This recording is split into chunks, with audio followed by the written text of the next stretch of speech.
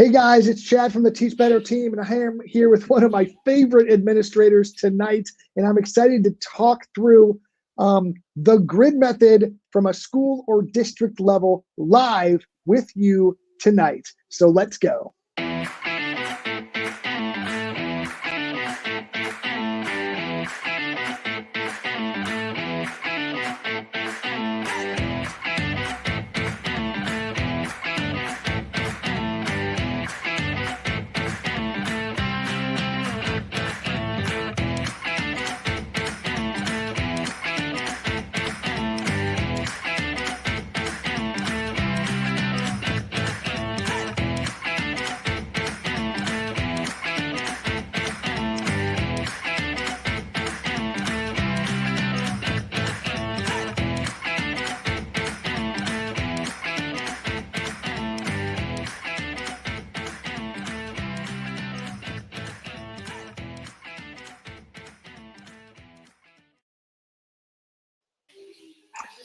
Hey guys, and welcome to the final, last but definitely not least, session of our Building a Grid live series. Tonight, I am here with Mark Heller, who is honestly one of my favorite administrators that I get to work with.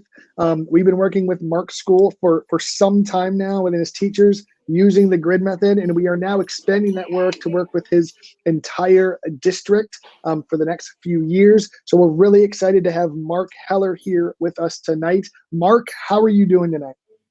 Oh, fantastic, Chad. Thank you so much for the welcome. Always a pleasure to be with you as well and have you with our staff. Absolutely. I can't believe this is the last session in this series. What an incredible series it's been, huh? I know Ray, and you know our team pretty well. I bet with some of the feedback we've been getting, I'm going to get some sort of request to do more of these at some point. I guarantee you that's in the works somewhere. So absolutely. So give our audience, for those of you who don't know you, if you could please, I give a quick introduction, but if you could give a quick introduction of yourself and just what you do and maybe your experience with the grid method and maybe even a little bit of the Teach Better team, because you've been kind of hanging out with us for quite some time. Yeah, absolutely. Good evening, everybody. My name is Mark Heller. I'm a middle school principal in Northern Illinois at Plano, Illinois. And we have been using the grid method in our school for a little over 2.5 years. It's been really a game changer in some of our classrooms with the way that it has expanded and what it's allowed, not only our students to do, but also the flexibility for our teachers to, be who they want to be and become the kind of teachers that they want to be. And it's been really interesting, Chad. I mean, because you've been into our school a couple of times. Yeah. That in no two classrooms does it look the same. Right? Like things that are happening in our computer room, it's the same philosophies, but look totally different than things that are happening in our math curriculum areas. Absolutely. It's been exciting. Yeah, I love that. There's so much awesomeness to hit on, I think, from our experience at your building and that soon to be your district now. And I think it's really, really exciting. But one of the things I want to hit on that you just said, and we're already dropping golden nuggets for everyone to listen to, and that is, this is something I say all the time, so I'm so glad you said it, that the grid method looks different in almost every class we walk through. So for those of you who don't know, when we work with the school, follow-up is one of the things that we love to focus on. So I have been to Mark's school. We have walked together into classrooms, talked about how things are going. We've met with teachers, we've coached, we've supported both individually and together. So we have a pretty good view of his school, how things are going, and how his teachers are progressing. And one of the things that we always talk about is it's going to look different. He has an amazing computer science teacher that's digitized the entire process of the grid and everything that goes along with it. And then he's got some amazing co-teaching and other aspects going on in his math and his science rooms. So it does look different. And I think that's really, really important for a teacher, right? If there's a teacher listening right now and they're just seeing all of these great ideas on the Facebook group or how other people do it, but maybe they have their own spin on it, that's okay, right? Like it's not the end of the world if it doesn't look just like you saw it across the hall or in that picture on Facebook.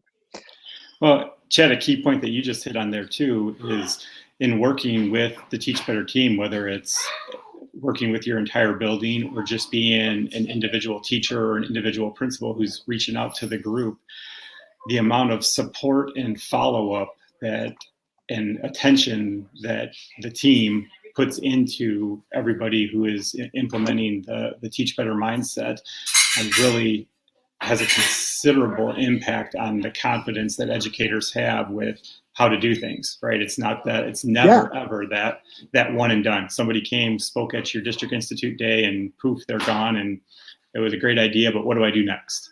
You know, that consistent implementation and that follow-up of how do you take an idea and just keep getting better with it is something that the Teach Better team is really is a game changer.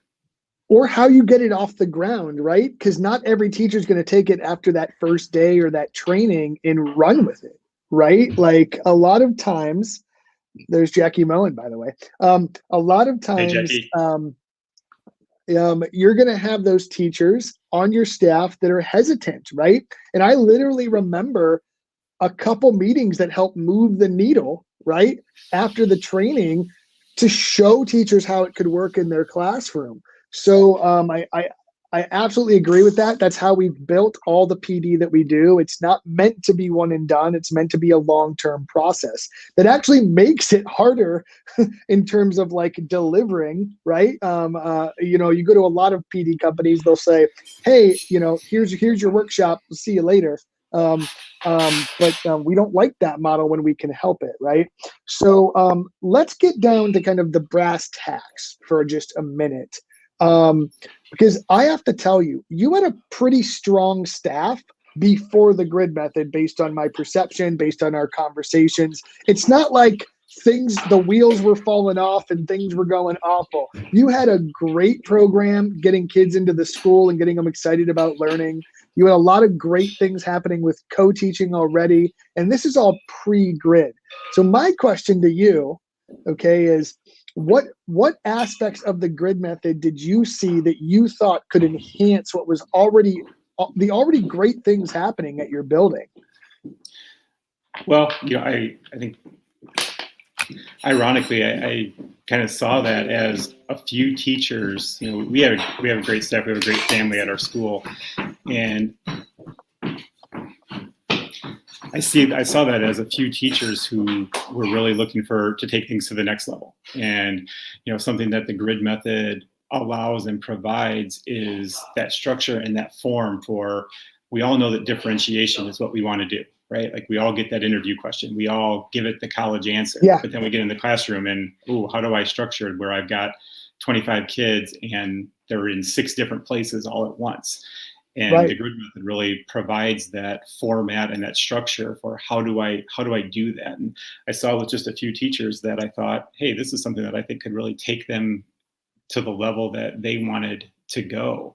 You know, so it ultimately just started with 2 people that we thought this would be a good thing for you. Go and check it out. And you know, as you saw, it has organically grown from 2 teachers to, you know, a good chunk of our staff. And what I love about it is it's not this is what you do. It's another teaching strategy. You know, some people use it all year long, every day. Some people use it only a couple of weeks at a time, or they only use it for a portion of a lesson, just depending on what they're doing in their classroom. But it helps with that structure. And I think it really has taken our teaming to a whole new level because it's so easy to collaborate on. Right? Like once you're all as a team in that mindset, it's so easy to collaborate on building a grid and enhancing it. Yeah, and we saw a ton of that at your school with teams co-planning grids and sharing the load of developing the grids. All of these aspects and all of these purpose. And Dave Schmidt, I was loving the idea that it builds in that collaborative mindset, which is absolutely true and something we've absolutely seen. So let me ask you this. there may be a lot of teachers watching, and maybe their administrators aren't on board with the grid method, but they're super interested. Or they're doing it, but not getting buy-in from their administrator because they don't quite get it. I know you never had this problem because you're the one who you brought me in. So like your staff never had the issue of you buying into this, right? But if I'm a teacher from that perspective and I'm trying to start this in my class, what do you want to know as an administrator before I start this? Or what are some roadblocks I can avoid when I'm talking about starting this in my classroom? Well, I think some things to that are givens that principals, teachers are looking for in their classes that I think the grid method helps you organize is, I'm not a person who asks my teachers to turn in lesson plans, but right. In evaluating or looking at a grid from the unit plan, if I used to have a superintendent who used to always say, can you hold the curriculum in your hand? And I used to just look at him like, what are you talking about? The curriculum is alive in the classroom. It's what the teacher does. It's the magic that happens every day. But now I kind of see it and I get it, because in that grid that you create, you can really sell that to a principal who may be hesitant of it, because in it you see what are the power standards or the essential skills that you're targeting within a unit. It's right there. It's clear to you. It's clear to the kids. It's clear to everybody. Just the natural flow of a grid, it also brings in that depth of knowledge. And principals, I think, are always looking for, what are you doing in your classroom that takes kids beyond the level of just completing an assignment, or you being the deliverer of instruction and the deliverer of content, and kids just then taking it and doing activities that are really at a level 1 depth of knowledge. So, within that, I think you can really use that to sell the why you want to structure your classroom that way. And then just to get to one of the final aspects of it is the concept of mastery learning, right? Like getting to that point of being able to say at the end of a unit, and really once you're implementing it, you're going to see that at any given time, your principal should be able to walk into the classroom and you should have a bead on every single kid in the class. And what principal doesn't want to have a staff of teachers that are doing that and can easily see right where every single kid is and have a plan for how they're going to respond to them. And then, I don't know, I just kind of keep thinking of things here that it's all right, man. You're on a roll. I'm just going to let you keep going. I just put the quarter in, let you go. As principals are also looking for ways of, how do we make sure our staff isn't getting burned out and they're able to turn it off and they're able to leave at the end of the day without having to think again about, okay, here's what I saw today. Here's what was learned. Here's what wasn't learned. Now I got to go home tonight and think of a new way to deliver that lesson. And within the grid, it's all there, right? Like your plan for instruction is all there. So when you leave at the end of the day, I don't know to say that you don't go home and you don't think about it and you don't, teachers we are what we are. And, but it does allow that little bit of that ability of when the ball doesn't bounce in class the way that I wanted it to, I've got an answer to that, or I've got a solution. I've got an idea of how to bounce back from that. And I'm not going to stress out about it. Yeah, absolutely. And that was actually a huge thing that we started to notice very early on, was that this wasn't just helping kids. It ends up helping the teachers in the classroom to reduce their stress too. And we went through it with your staff a little bit at the first part of this process, right? When they're all making their grids and figuring this all out, there is some increased stress in terms of finding those solutions, getting it all work. But I would argue once it got rolling, once it got, was kind of rolling in a lot of the classrooms, that stress level, you could literally feel it dropping. So much so that we had even one of your teachers who had to leave on a maternity leave, and we had a substitute able to step in because they had already planned, the grid. So, so many additional logistical benefits as well. Which there's no better way to, if you've got to have a substitute teacher step in for a day or for a week or for whatever it is, there's no better way to be able to have the kids keep rolling right along without that putting a huge hiccup in anything. Yes. So you've already talked a little bit about this. So forgive me if you need to get redundant a little bit here. But since starting this process, what have you seen in terms of overall improvement, either in your classrooms or your building or in the learning happening at your school since starting this process? Because I think you're far enough into it, and we've had these conversations. We're far enough into it, even with the pandemic, I think, where I think we can do some reflection and go, these are the benefits that we've seen. These are the changes and positive things that we've seen. So what are some of those things that stick out to you? What are like 2 or 3 of those things? I think the student engagement levels, were definitely a goal in our school of how to provide instructional materials in a way that raise engagement levels. And I think back to last year, a lot of the students that we would stop and talk to in classes as they were working on different components of their grid, the answer of students who were a little bit behind the pace and the answer to students that were way ahead of the pace oftentimes was similar. It was the kids that are ahead of the pace were, I'm so glad that I can just keep going. I'm so glad that I can just keep learning. I'm so glad that I don't have to spend. I remember having a couple of those conversations with your kiddos.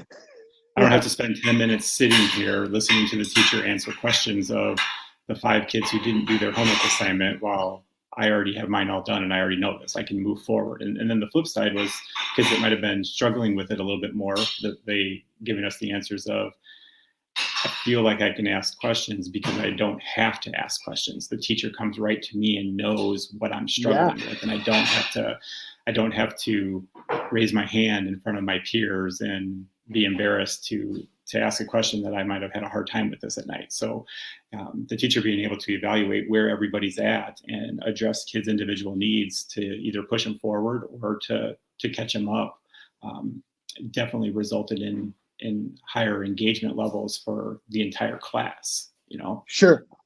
Knowing that you're not delivering a lesson to the middle, you're able to deliver lessons to wherever anybody's at and let them learn at their pacing. So I think that engagement component was one of them. And then the accountability piece for students, the accountability piece of being accountable for what they were learning, knowing that they had to demonstrate proficiency on each of the different levels before being able to move forward, knowing that it was on their shoulder. It wasn't necessarily a due date, right? Like, oh, if I just don't turn it in on that day, it's going to go away and we're going to move on to the next assignment and maybe the teacher will forget about it, right? Like, no, on that grid, you're stamping, you're having your own accountability for what you've accomplished. You're changing it on the tracking document and demonstrating what you know and where you're at. And so there is a little bit of a considerable accountability piece that's right there, that's visible for all the students. And I think, we all look to those higher level thinking skills of what do we ultimately want? Can we get to the ultimate level of understanding is, can I teach somebody else? So I've seen not only in our classrooms, but I've seen in other classrooms in schools that I've visited that are using the grid, where if a kid is, has a question about something, when they come to the teacher will be like, look up on the tracking document, who's an expert in that, who's already mastered that, and try to direct them to those kids. And student to student learning, explanation, it does definitely show a different level than just that teacher to student interaction on things. Yeah, I love all those things. And I've also seen those things as well. I felt like my conversations with your teachers, as they got used to it, they were more comfortable with where their students were at. They could articulate it more clearly as they got further into it. And one of the things you really focused on was that the quality of the teacher and student engagement in the conversations was so much higher because it was based on the individual student's needs, right? So Pam Schroeder, who's actually a good friend of mine, actually. I'm going to be visiting that area here pretty soon, actually, Pam. So hopefully I'll see you soon.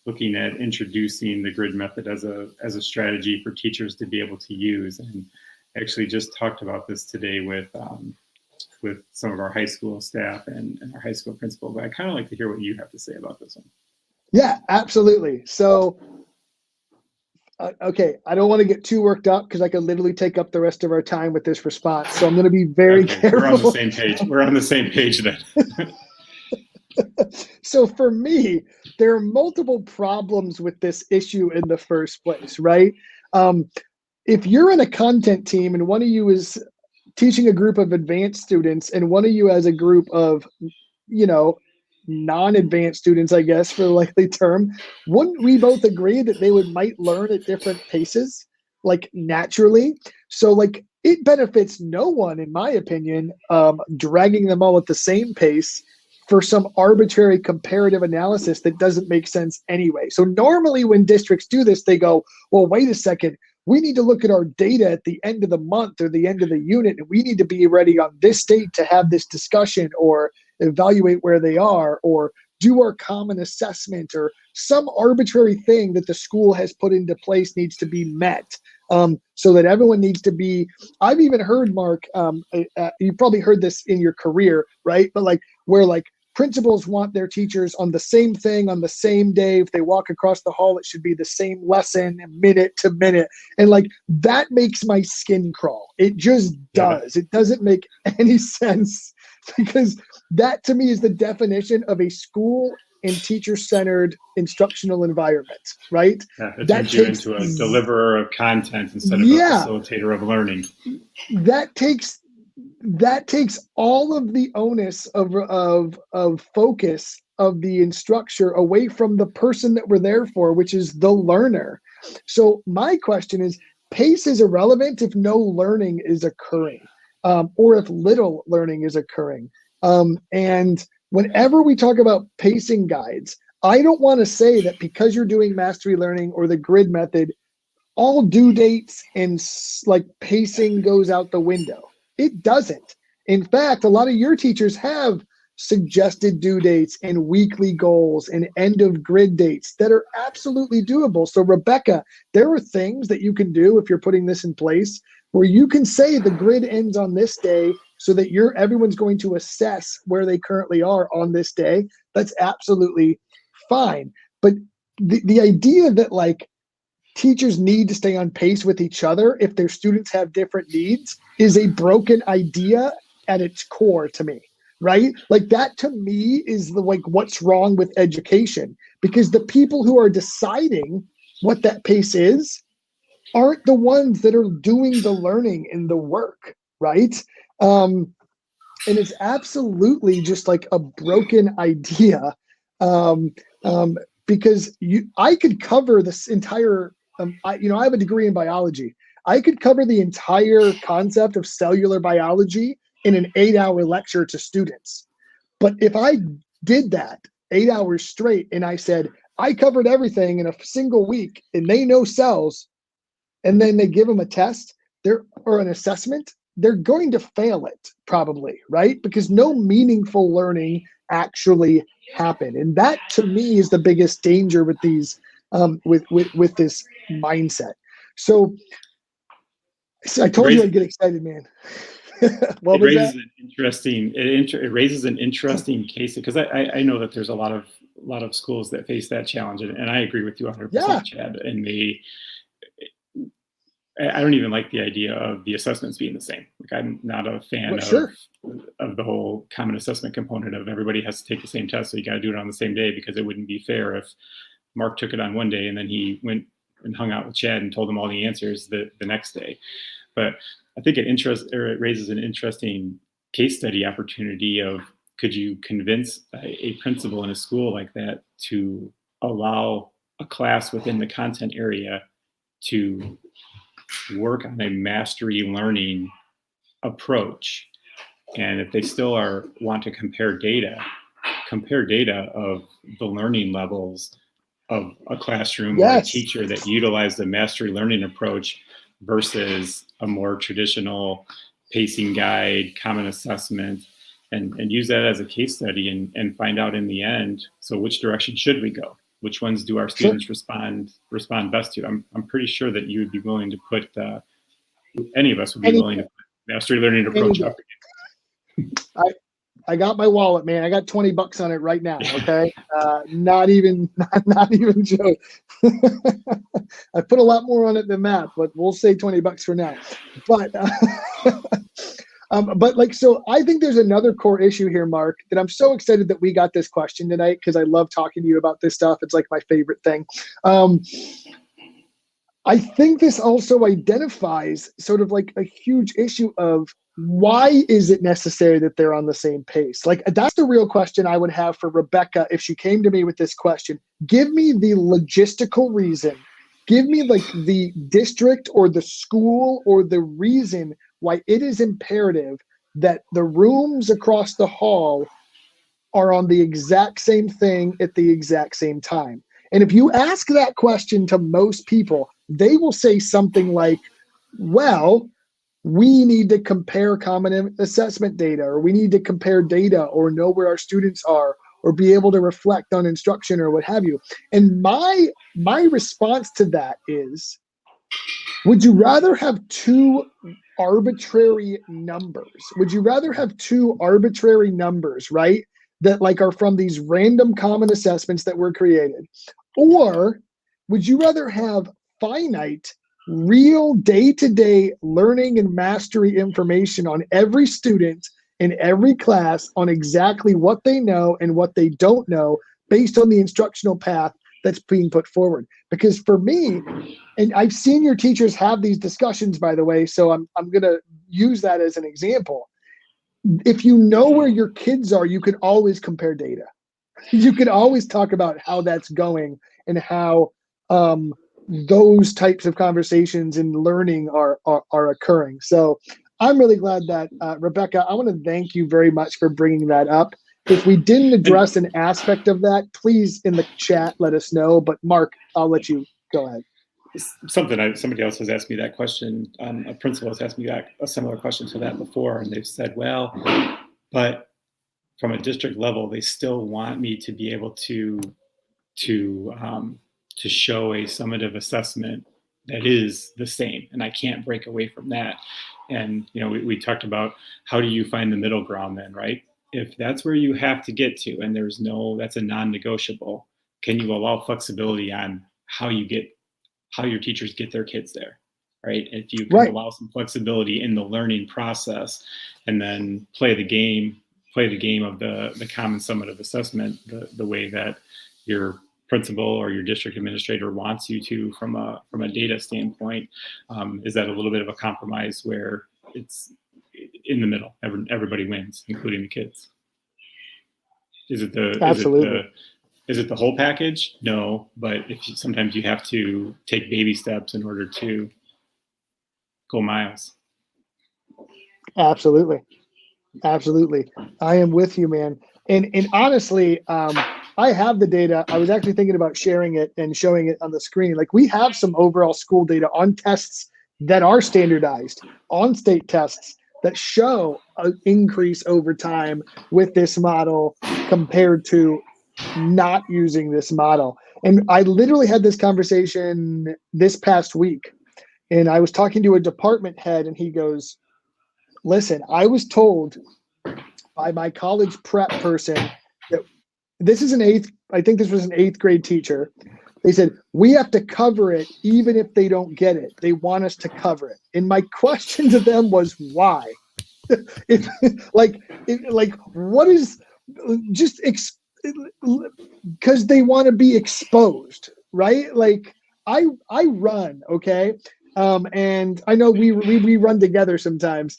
And I can tell you, if I'm on a 10-mile run, I run past a lot of things. I get exposed to a lot of different things. But I would hate if you asked me about one of the things that I randomly saw on my run. And to me, that's the equivalent of rushing through your curriculum to expose the kids to what it is. They might remember the raccoon they saw crawl into the drain, or like that weird guy that was wearing a funky outfit walking on the other side of the street or whatever. But like, they're not going to remember the actual high level skills that you need them to learn. So why? What is the purpose, right?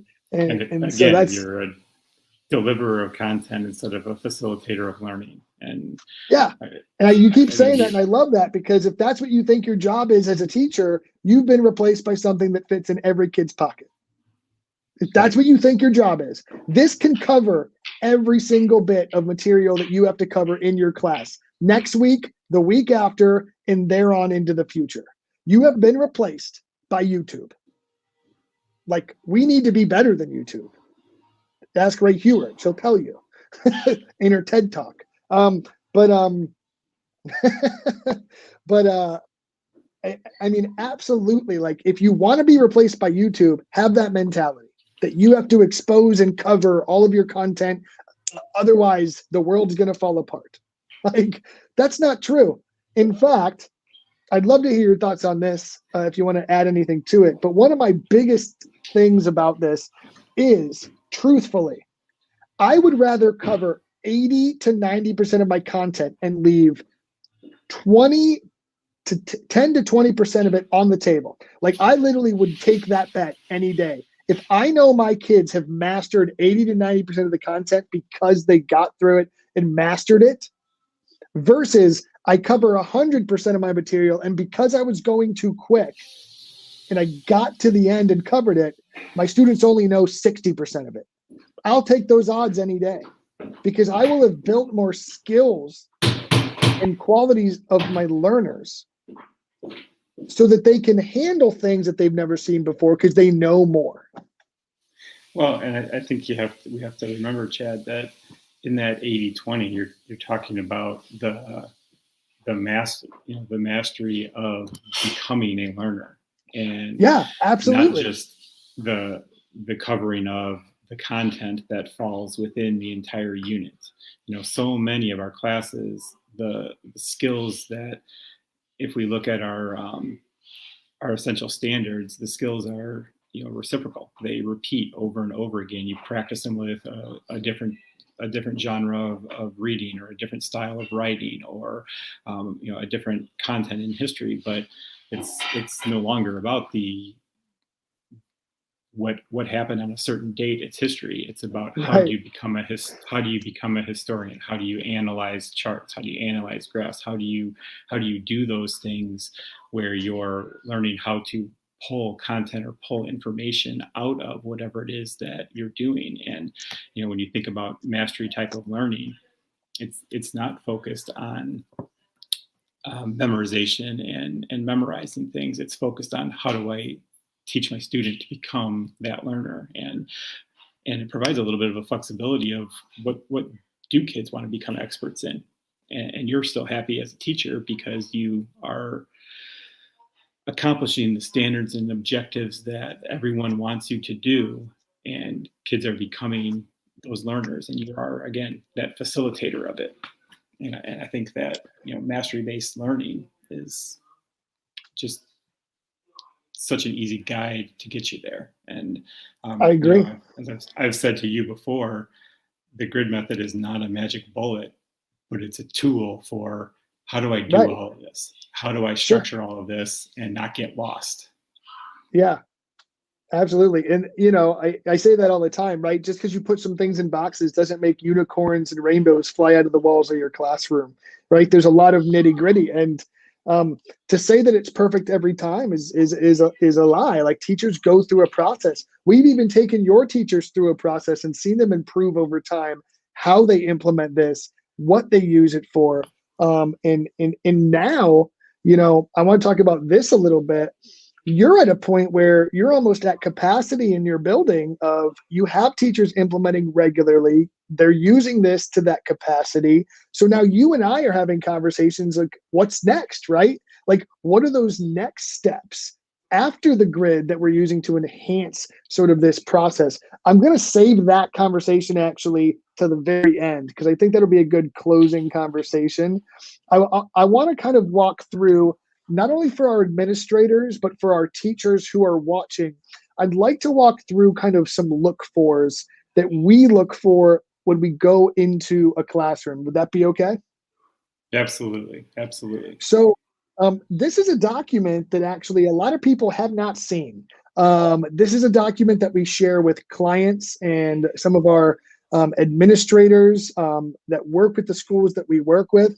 So this is not a document that you probably have if you've taken the course or gone to a workshop, because this is a very administrator focused document. But this is actually a grid method classroom observation checklist. So this is a unique document that was created for principals that we share with them when we're doing work with schools. And it basically breaks down, if you're looking at this document, it breaks down a lot of the components of the grid method, but what you should be looking for as a principal.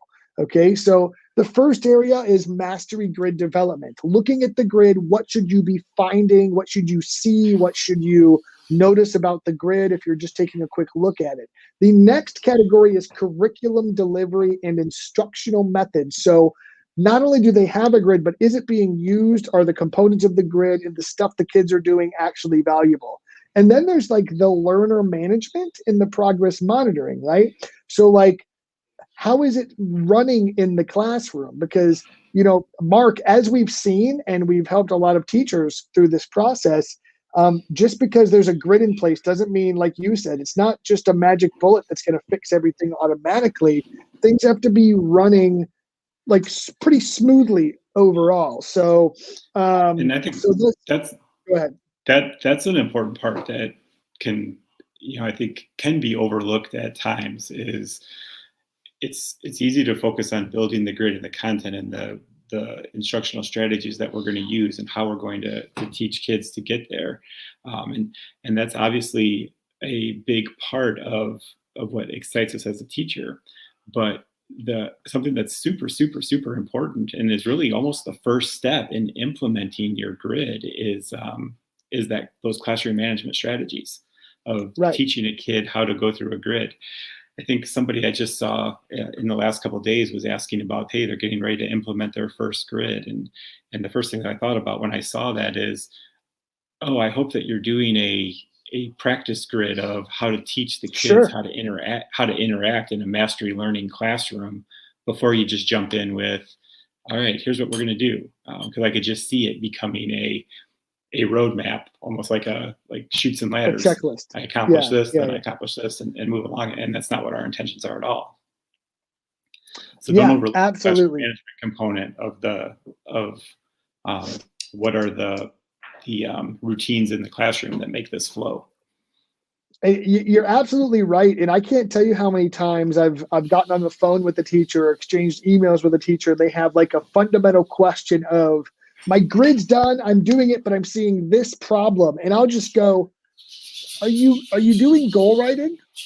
And they're like, no, I'm not. I'm not doing that one thing that I'm supposed to be doing. And then it just changes everything because they were just missing some of those management components. So, absolutely. So let's take a look at, from an administrator lens, what are some of the components that we should look for when we look at a grid? Now, some of these are going to sound familiar because you probably heard me say them when we were building our grids in this series, right? But the first thing is, do you have learning targets with proposed learning outcomes for learners? That to me is really easy, right?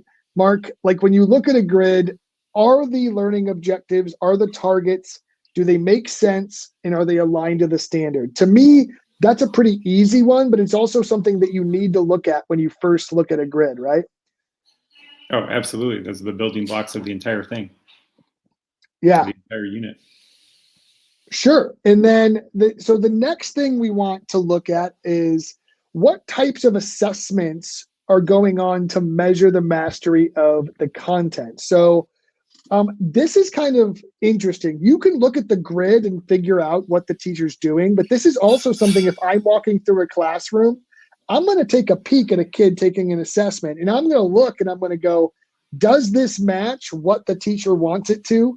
Is this aligning, and does it make sense? So this is a really easy check you can do by sitting over a kid's shoulder for 10 seconds, 30 seconds, and really kind of make a quick estimation of, is this assessment aligned to where it needs to be? Well, and not only do you see what they're doing in class, but it also is a quick, easy look for anybody of what have they done to build to this and what's next, right? Like the Yeah. whole unit is laid out right there in front of you. Right. So we talked about the assessments. Skills and learning opportunities at each level contain necessary skills for mastery at the appropriate level. This is probably one of the most common things I think we ended up working on some of your staff members with, but this is one of the most common things I work with all teachers on. It's like, is that level 3 task actually a level 3 task, right? Is that level 2 task actually a level 2 task? Or are you kind of softballing it? I think this is a really common thing, but are the skills, tasks, and learning opportunities appropriate for the given DOK level of the task? And the last two here, the grid is organized and the grid is formatted visually. So these are really weird, small things that go a long way, in my opinion. So like, is the grid easy to read, or does the teacher have like 4 paragraphs on it? Jackie, I can absolutely get you this document. I will put a link in the chat for this document if anyone wants to see it. Any thoughts on those last two though? Just making sure that like it's coherent and formatted correctly and not a mess. Well, yeah, and to think about it in that that pyramid type of style, I think that sometimes when we first dive in and get going teaching this way, we might look at it as a roadmap and think that all the level 1 activities have to be completed in order before you can jump up. But the reality is if a student can show, do that pre-assessment and show that they already understand a good chunk of the level 1, let's move them up before they, to higher level activities and higher level thinking before making them just go through every single assignment. Absolutely. That's actually a really great point that can also help with behavior issues. Right? Like you have that student that's really frustrated, not wanting to do work. And we talk about this a lot, but like using mastery as a bridge as opposed to using mastery as a wall all the time. So if you have a student that has their head down, they're not working, and you walk up to them and you go, hey, do you think you already know this already? And maybe they don't, but if they do, you don't need to waste their time with the entire level. Maybe you move them to the assessment and let them move up to level 2 because they're able to. And that's the power of mastery. And it can really go a long way with a lot of students. I absolutely agree with that wholeheartedly. Well, so, and I have seen the flip side of that too, where a student has said, "Oh, I already know this." Okay, then prove it and go ahead and take the assessment. But there's no penalty for doing poorly because you're trying to live in a mastery learning type of a classroom. So they do the quick quiz, they don't do very well. Well, it looks like you don't, do you? Let's go back and let's get going here. So there's kind of that flip to use it as a motivator too. Yeah, I was at a workshop a couple of weeks ago, and a teacher goes, "Well, if they can move at their own pace, what if a kid just like wants to take the test on day 1?" And it was like the exact scenario that you're painting. I go, "Okay." He's like, "So you would just let the kid take the test?" I was like, "Absolutely." And here's the conversation I would have. So you think you know all these things. So here's the deal. If you think you know all of this stuff, I'm going to let you take this assessment. But if you don't get an 85 or 80% or higher, you need to do the work to learn this material, right? Like that makes sense. Like if you don't prove that you know whatever you don't know, you have to do that work. But here's the deal. I'm going to give you one chance to take it early, and that's fine. But like, if you want to start studying a bit, you can. No joke. The kid looks at me and he goes, "This happened in my classroom." Now the kid goes, "Oh, well, maybe I'll do some of the first level. I'll see if I know it." So it's really amazing once you open up that conversation, right, with a student. That they go, "You mean I can just take it?" Well, if you think you know it. Because I don't care how many times if you know it, you know it. That's all I care about. And it's amazing what that shift does for a lot of teachers. Yeah, and the student ownership piece too, of being able to do 100%. that when they're ready. So this is one of the things that I always look for when I'm in a classroom, and that is the curriculum is developed with multiple modalities, okay? Multiple types of things going on in the classroom. If I look at a classroom and every kid's getting worksheeted to death or Chromebook to death, I usually have an issue with that, right? I want different types of things happening. And I'm actually recollecting a great classroom we saw at your school where the teacher had like whiteboards going on, and there was like some kids playing games, and then other kids were doing worksheets, but that wasn't all, and the other kids were on their Chromebook. So that's what we want to see in a grid method classroom for me. I never want to see kids getting workshopped or worksheeted to death, or Google Classroom to death all the time. There's so many No. more things you can do. Yeah, and here's where teachers that believe in the concept of multiple intelligences and believe in understanding and helping kids to understand how do I as an individual learner learn best. This allows some flexibility to be able to meet different kids' learning styles. Yeah, absolutely. So teachers, Rebecca's articulating that, her principal loved it when he saw it, but she's like on an island doing it by herself. So we're happy to be your team here on the Teach Better team and on the network. That's why we're here, Rebecca. We're here for you. Send me a private message if you want to connect further. I'd be happy to talk about, connecting some other teachers. If any of them have questions or anything like that, please let me know. I'm happy to help. So let's go to we got about 8 more minutes, Mark. This has flown by. I love when we get to talk because it's so much fun. So the curriculum has been designed to be managed by a single individual if needed. This was like an early thing that I wrote on here. I think I stand by it though, and that is it just needs to be manageable by a single person if they need to. If you walk into a classroom and the teacher cannot manage it, something's wrong, right? Either it's been designed incorrectly or the teacher's not putting those systems into place.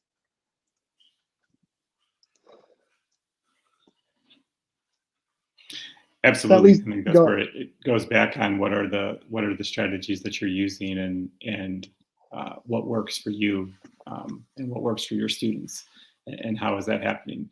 I do think that this is a great tool. We introduced it as a way for a principal to use as a walkthrough tool, but I think it's also a great tool for instructional coaches and a tool for teachers themselves to be self-evaluative on how they're doing it. Because let's be honest, even if our first grid or first lesson that we do is the greatest thing in the world, we're always looking for, well, how do I make it better? How do I improve upon it? And this allows you to reflect on your practices in your classroom and think of new things so that you're not missing out.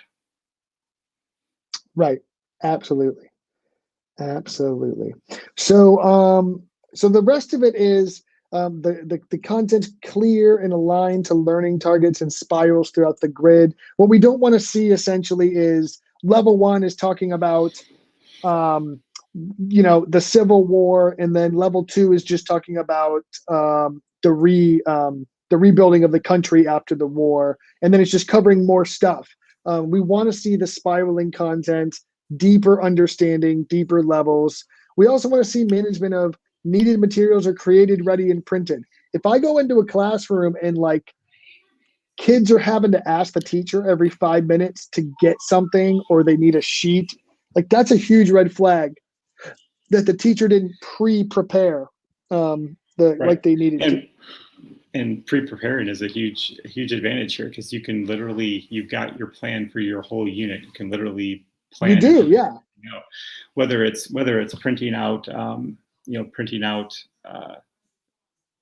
worksheets or materials that you're going to need in the classroom, or laying out your Google Classroom, or laying out your website that you're going to use to allow kids to go through it. Our computer teacher his entire class is a quest, and kids could be on any one of 8 to 10 different quests at a given time, just depending upon their interest. Eventually by the end, they all complete it. But it's all of the resources for all of the learning are digitally laid out for a kid to unlock from as they move through it. So there's so many different ways to prepare that material. Something I thought about, Chad, when you pulled this up, it kind of takes us back to one of the first things that we were discussing about the some of those teacher to principal type of reasoning to sell on this is in Illinois, we utilize the Danielson model, not only for, we use it for evaluation, but I really like to think of it more as a model for effective teaching practices. And when you get over to that, you're really looking for that excellent rating. So many of those descriptors are student-led. And we think about like at the middle school level, is that really appropriate? Like, what is it appropriate for it to be student-led? Where's the teacher component of it, and students having accountability and students having control of stuff? And what this mastery learning framework and the grid method do is, it really allowed some of our teachers to really quickly move from that proficient into that excellent rating, because it just naturally flows into that. It just naturally flows into that student-led classroom. Yeah. Absolutely. So the next component of this that I want to talk about is progress monitoring. So I'm not going to go through each of these, but generally speaking, this is a big piece for me. I think this was a big piece every time we walked through one of your classrooms. It was, how are you monitoring? How is it being used? Is it being utilized, or is it kind of in the background and no one actually ever uses it, right? To me, this is one of the biggest sort of fail points of the grid method if it's going to fail, when a teacher doesn't fully utilize progress monitoring.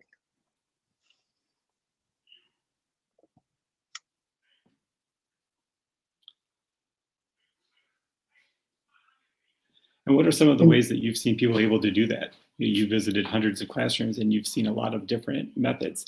I think this is a question that I know that you and I have both fielded in the past, where we might have people that, well, I don't want, my principal doesn't want that to be viewed publicly, or doesn't want that to be, accessible to where every kid can see how each other is doing. So what are some of the successful ways that you've seen teachers be able to use the progress monitoring tools in their classroom? Absolutely. So privately, publicly, digitally, physically, sticker charts, pocket folders, clips on a board, magnets on a board, marker lines, like you name it, I've probably seen it. And to me, the method of the tracking isn't as important as the implementation and utilization of it, right? What that tracking does is it gives real-time data for every single student in your classroom, every moment of every day, if you're using it properly. So you as an administrator can walk in and go, what's Billy doing right now, and where is he at in his pathway? What is Jill doing right now, and where is she at in her pathway? And you can make minute-to-minute instructional decisions based on real-time data that you're getting from the students. If they embed the triage system, right? Now you're saying, who needs help? How can I help them? And what do I need to do with it? So many aspects of this. To me, it's not necessarily about what it looks like. That's irrelevant as long as it's being utilized and updated regularly and part of the classroom culture and systems that are in place. That's an interesting concept to consider, being able to provide in the minute formative assessment, feedback, and correction, as opposed to doing your assessment, grading it, the following week meeting with your PLC to evaluate how your kids did versus everybody else's, and then plan your intervention for those kids. It's an interesting concept to be able to do it in the minute. I love how you said that. For me, it's an autopsy versus pretty effective, right? Yeah, absolutely. To me, it's the difference between giving a student an autopsy on their learning and helping them cure the disease that fails them in their learning, right? Like, Yeah. are we going to Yeah. treat the student while they're sick, or are we going to look at them after they've already, metaphorically died and cognitively with the learning and go, yep, you didn't know that 2 weeks later because we have to have a staff meeting about it, right? like it's irrelevant. Well, and I know, Chad, in many schools across the country, including ours, right, is the concept of intervention periods, and building time into the day to provide intervention and extension has grown a great deal of traction, and has a lot of time and energy and effort has been put into creating time for that in a building schedule. But there's two different ways to look at that. Is we spend second half of first quarter providing interventions based on the first half of first quarter's instruction. We're also teaching the second half of first quarter's instruction, or we utilize something where we know in the moment where our kids are at, and we deliver that intervention or that extension type of activities on a day in and day out, week to week basis, as opposed to a month after we first taught it. Can be used in so many different applications. Absolutely. So it's like, are you giving that autopsy or are you giving that remedy, right? Like that's the difference, right?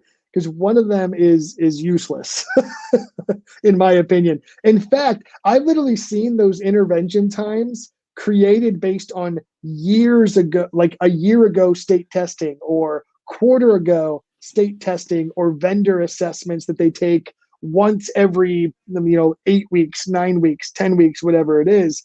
And I'm sitting here going, what are you doing? What are you intervening on? Because they could have grown since then. Like, do they still need this? Like, so I won't go off on a huge tangent here, Chad, but you know how many millions of dollars you just saved education by what you just said? Vendor assessments, standardized assessments, intervention tools, take them all away, invest it in the teachers, and I'll give them the tools for good instruction and give them the time to do it. Oh, wow. I hope, okay, this is recorded. I'm keeping that clip, just that 30-second segment, and I'm going to play it for I'm going to robocall every district with your voice saying that, okay? That's what's going to, I won't do that to you. I'm sorry. I don't think you'll absolutely. I think they'll say Mark who? Yeah. Well, it moved me for sure. So we are actually a little bit over time. That is okay, because I'm loving this conversation, but I don't want to keep you here all night. I do want to talk about, from an administrative standpoint, you're at a point, honestly, we're going into year 3 of this process with your school, I believe. So we're to a point where in most schools, it takes them 3 to 5 years to get to come like grid capacity, where it's happening, teachers feel good about it.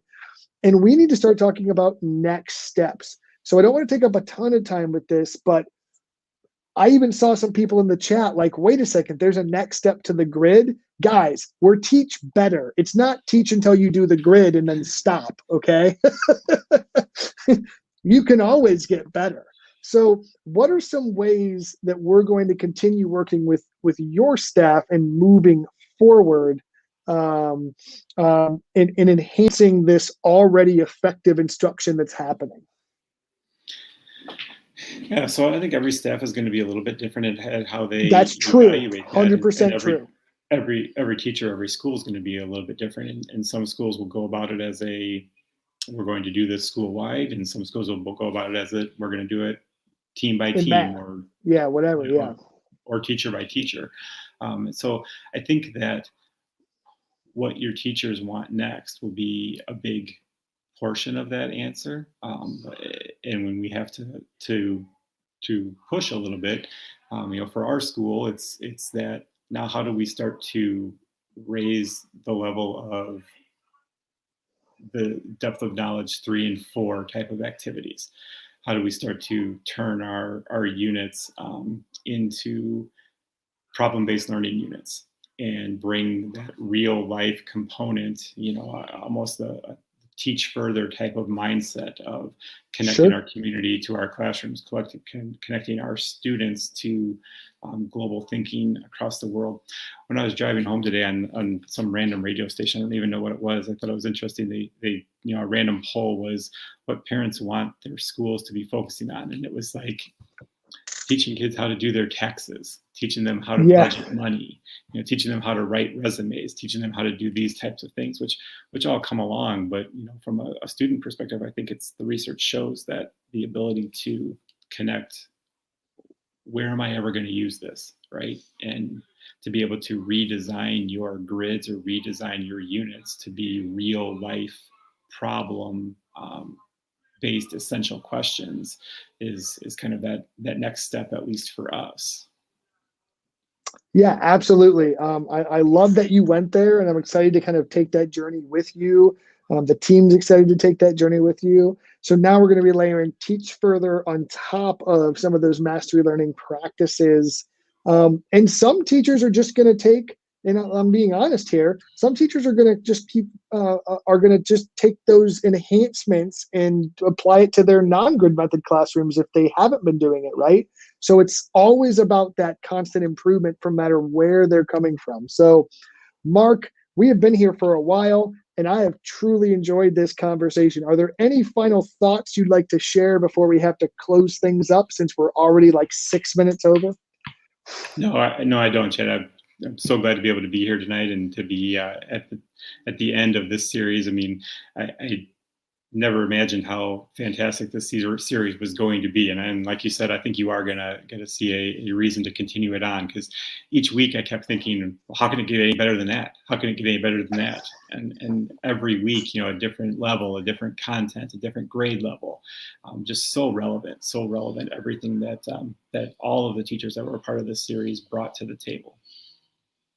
Yeah, so I truly want to thank not only you, Mark, but every single teacher who's participated in this series, this set of series. There may be other sets. We'll see if the team can convince me to do it again, which I would love, because this has truly been an amazing experience for me, getting to work with amazing administrators like you, but amazing teachers in real time on their grids. That's something really cool that I'm glad we were able to do for this series. And I'm excited just about all of the possibilities. I got flooded with emails and messages like, I feel better about taking the risk to do the grid method because I saw that teacher struggling, or I saw that it's not so scary because I've seen the process. So hopefully now, Well, and you have to be honest with yourself too, right? Like, I know that we had a number of staff and some teams that when they started putting what they do down on the grid, they really quickly came to the realization of, oh, I need to up this game a little bit. And they did, they did very quickly. Yeah. I love it. I love it, man. So thank you so much. If we could get some green hearts going for Mark Heller and all of the awesomeness he just brought in the chat, that would be absolutely. No, I don't need any green hearts. It's fine. They're all for you, buddy. So everyone, have a fantastic night. Stay awesome. And as always, keep teaching better. Have a fantastic night. Thanks, Mark. Have a fantastic evening.